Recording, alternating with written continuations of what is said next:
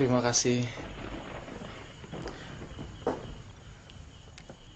Tanganmu kok gemeteran gitu sih? Kamu takut kalau sampai pacar kamu ngeliat kita berdua di sini? Ah, enggak. Begini, kalau sampai dia datang, saya hanya akan memberitahu yang sesungguhnya. Bahwa saya mengantar kamu ke sini karena saya takut kamu kehujanan. Dan sebagai imbalan baliknya, saya hanya minta secangkir kopi. Karena saya ngantuk dan kedinginan. Gimana? Kamu keberatan nggak kalau saya menanyakan sesuatu? Soal apa, Mas?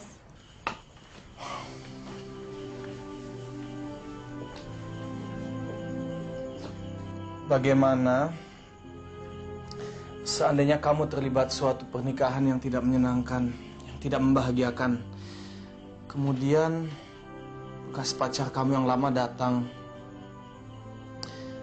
apa yang akan kamu lakukan? Apakah kamu akan mempertahankan pernikahan kamu itu atau kamu akan mencoba untuk mencari kebahagiaan dengan pacarmu yang lama?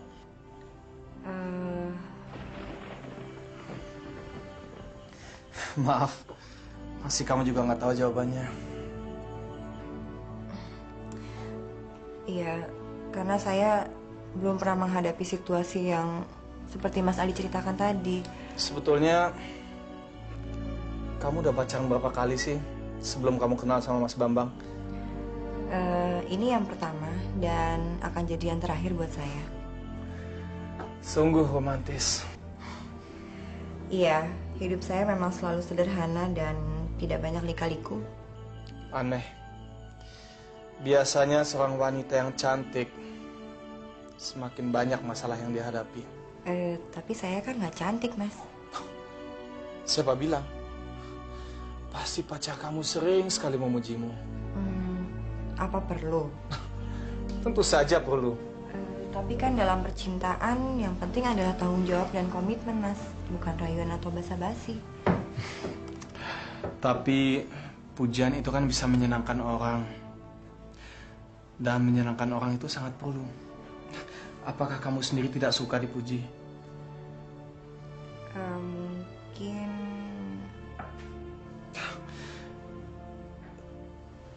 Pacar kamu tidak pernah memujimu? Mas Aldi orang pertama yang memuji saya. Sekarang pacar kamu ada di mana?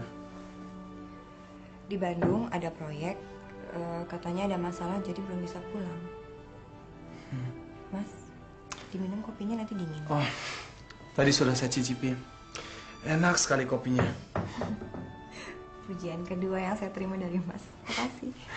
Begini deh, kalau sampai nanti pacar kamu datang, saya akan ajari dia untuk memberi pujian lebih banyak sama kamu, oke? Tapi kan pujian malah membuat orang lupa diri. Kamu nggak keberatan kan saya berada di sini? Oh, tentu enggak. Tapi kalau nggak salah tadi Mas Aldi bilang mau pergi ke diskotik. Lupakan saja. Sebetulnya saya hanya perlu orang untuk temenin saya bicara. Apalagi dengan masalah-masalah yang saya hadapi sekarang. Masalah pekerjaan. Kamu ini umurnya berapa sih? 22. Pantas. Kamu ini bagaikan seorang siswi yang dihadapkan dengan dosennya. Tolong, jangan anggap saya sebagai kakaknya Dokter Eko. Anggap saya sebagai temanmu. Dari tadi kamu kelihatan tegang banget soalnya. Kamu nggak keberatan kan kalau berteman dengan saya?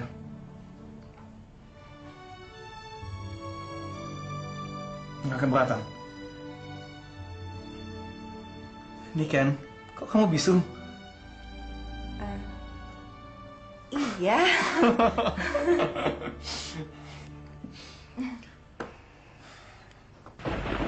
Bang, saya sudah berusaha, Bang. Tapi dianya nggak pulang-pulang. Kan nggak mungkin kalau saya harus nungguin dia terus-terusan di sana, Bang.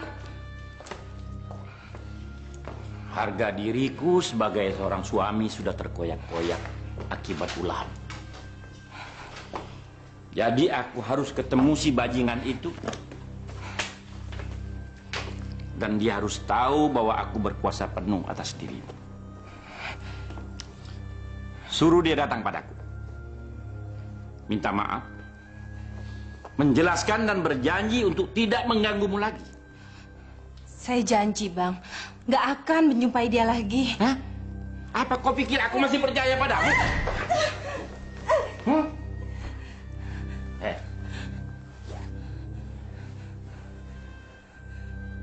Bawa bajingan tengik itu kemari.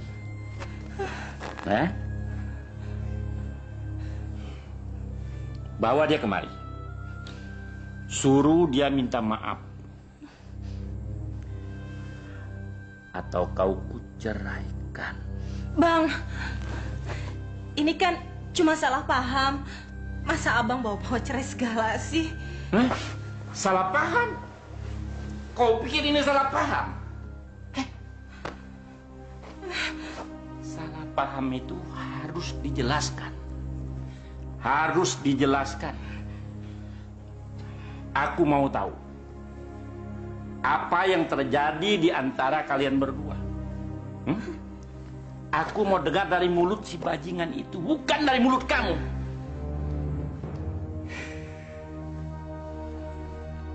Lain kali berpikir 1000 kali sebelum melakukan perbuatan serong. Bang, jangan ceraikan saya, Bang. Saya janji akan bawa dia ke sini buat minta maaf sama abang dan menjelaskan semuanya.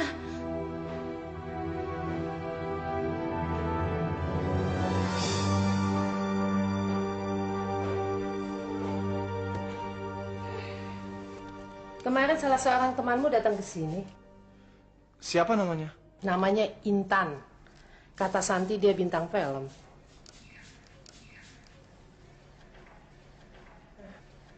Mau apa dia kemari? Ya mencari kamu. Dia kan temanmu. Hampir 2 jam dia nunggu kamu di sini. Akhirnya dia pulang. Coba dia pesan, kalau kamu pulang kamu disuruh ngubungin dia. Katanya ada masalah pribadi yang mesti diselesaikan. Biasanya aku selalu tahu apa yang kamu lakukan. Dan masalah apa yang sedang kamu hadapi. Ini tumben. Kemarin Tante sempat bingung. Kok kamu tidak mengenalkan Tante sama kawanmu itu? Dia teman lama, masih dari zamannya kampus. Oh. Kelihatannya dia sedang menghadapi masalah yang cukup berat. Tante lihat ada memar dan luka di wajahnya. Aku jalan dulu. Abi, kamu mau menemuinya? Kalau sampai dia datang kemari, itu artinya penting. Permisi.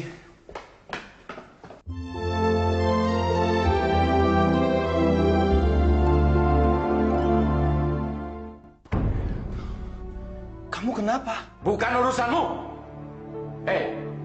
Anak muda. Ternyata kau punya nyali yang cukup untuk datang kemari. Kau apakan Ita? Ita? Ita.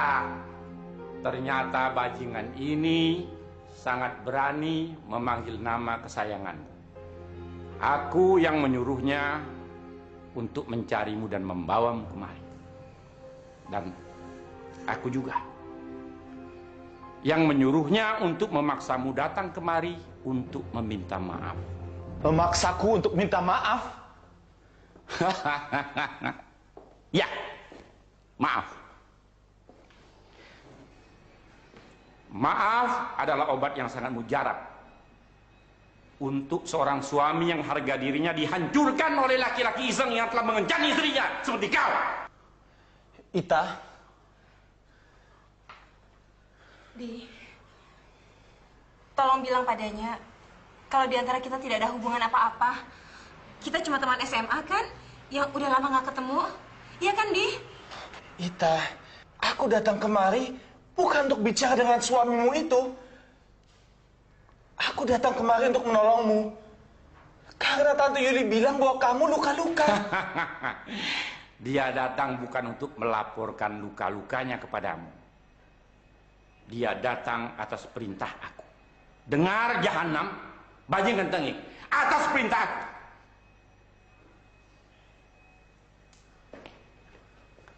Sekarang kamu dengar baik-baik. Sejak SMA aku sudah mencintai Intan. Dan masih sampai sekarang juga. Sekalipun aku tahu aku sudah tidak bisa memiliki dia lagi. Tapi kalau begini cara kamu memperlakukan istri kamu, jangan salahkan dia kalau dia mencari kasih sayang dari orang lain. Kita kemasi pakaianmu. Kita tinggalkan bajingan ini.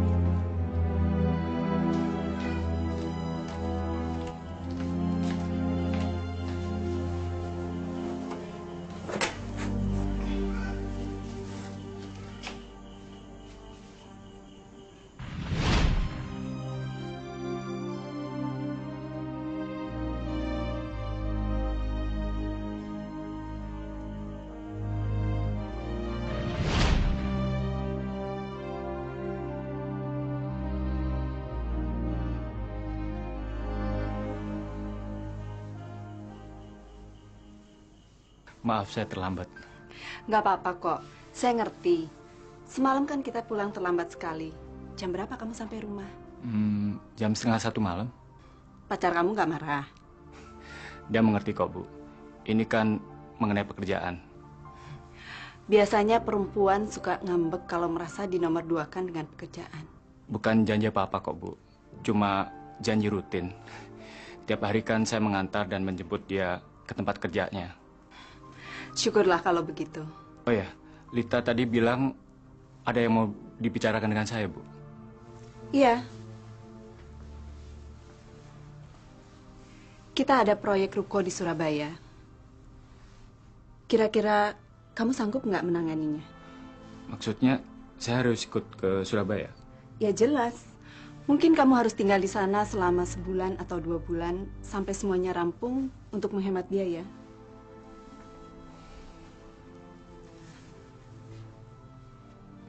Pikir-pikirlah dulu. Mungkin kamu perlu mendiskusikannya dengan kekasihmu. Barangkali dia keberatan ditinggal. Tapi kalau kamu bilang dia pengertian, saya rasa nggak akan ada masalah. Masalahnya bulan depan kami punya rencana akan menikah.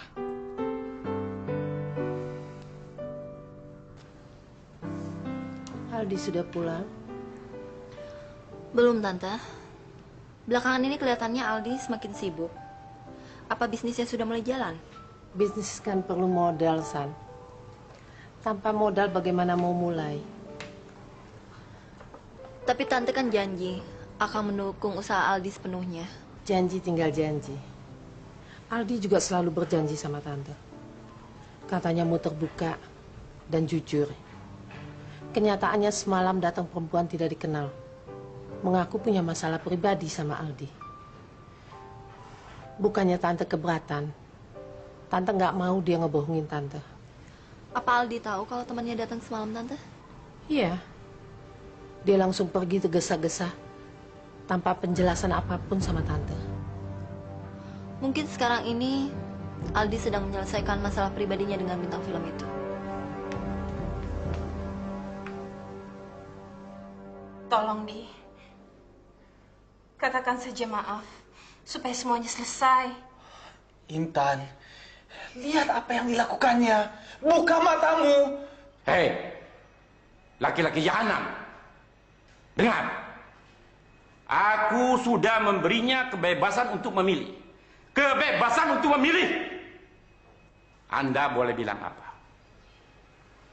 Tetapi keputusan tetap di tangan perempuan jalang itu. Ita, kalau kau mau pergi dengan laki-laki itu, silahkan. Dengan segala senang hati aku akan menceraikanmu.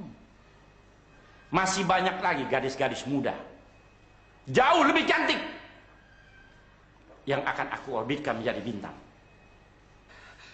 Bang Roni? Ita, jangan dengarkan ancaman tololnya. Kamu tetap bisa menjadi seorang bintang tanpa harus mengorbankan hidupmu.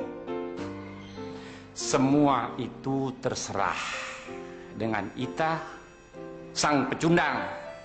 Semua terserah Ita. Dengar.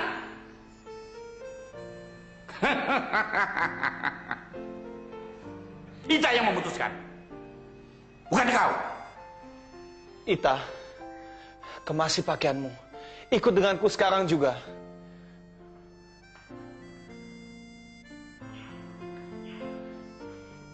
Ita, jangan hancurkan impianmu. Jangan sia-siakan hidupmu. Dan jangan paksakan dirimu untuk hidup dengan seseorang hanya untuk mengejar tujuan duniawi. Jangan, Ita.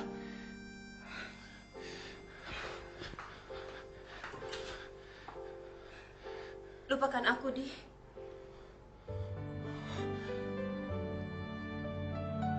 Kamu tetap memilih bajingan itu yang menyiksa kamu. Yang mau menjerumuskan kamu menjadi seorang bintang film murahan. Aku sudah melangkah di jalan yang aku pilih, Di. Aku nggak mau berhenti di tengah jalan dan kehilangan semuanya. Tapi kamu akan kehilangan sesuatu, Ita. Yaitu dirimu sendiri. Tolong, Di. Hormati keputusanku. Sekarang tinggalkan aku. Dan jangan datang lagi. Tolong, Di. Jangan rusak semua yang sudah aku bangun selama ini. Ita. Bisa bicara dengan Pak Tumbelaka? Dari Yuliani. Iya, penting sekali.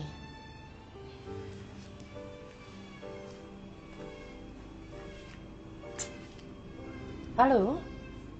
Ya, Mas. Aku ingin bicara soal surat warisan yang aku buat. Ada beberapa perubahan kecil. Bisa Mas datang ke sini sekarang? Ketunggu ya. Makasih. Yaudah.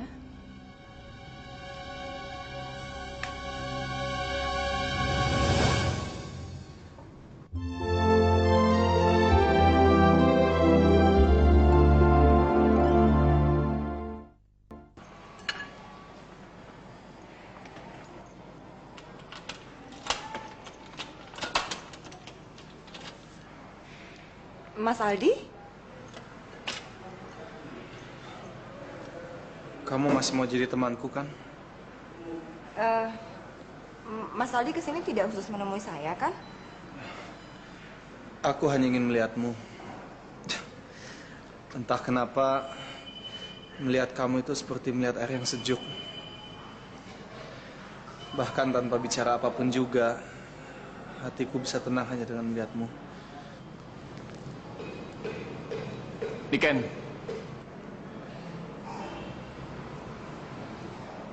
Mas, saya duluan.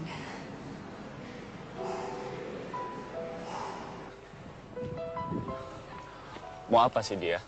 Mau ketemu Dr. Eko.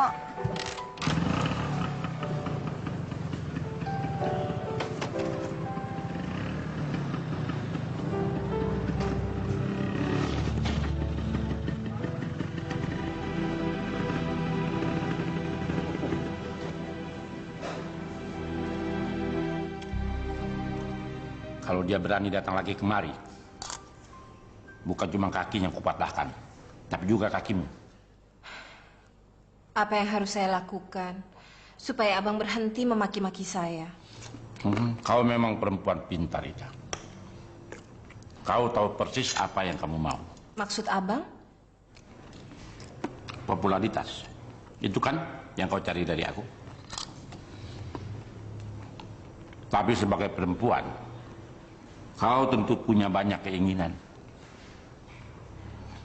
Apa yang tidak kau dapatkan dari aku, kau cari dari laki-laki lain. Luar biasa. Luar biasa. Kau memang berbakat untuk jadi pemain sandiwara. Bang, dalam hidup saya cuma ada satu laki-laki.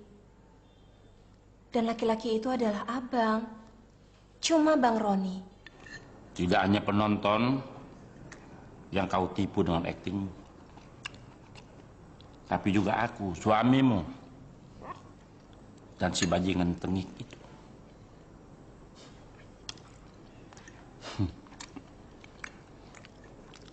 Kasihan juga dia. Aku betul-betul tidak tega ketika melihat mukanya waktu mendengar bahwa kau memilih tetap bersamaku. Saya tahu pilihan saya benar, Bang. Oh ya? Jenius. Brilliant.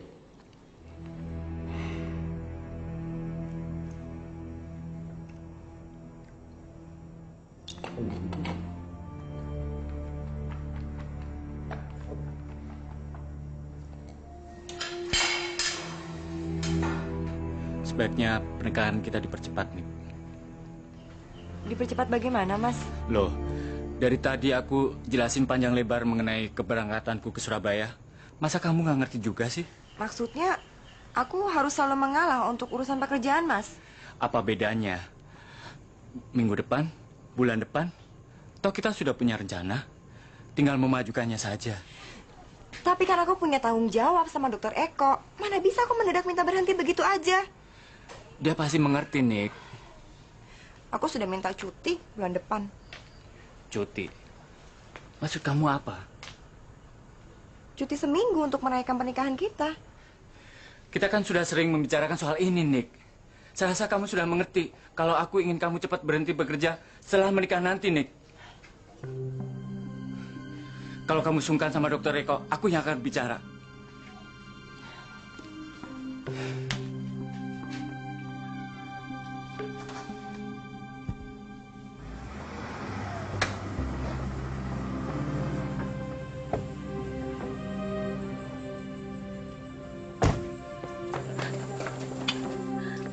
Suster, pasang oksigen ya.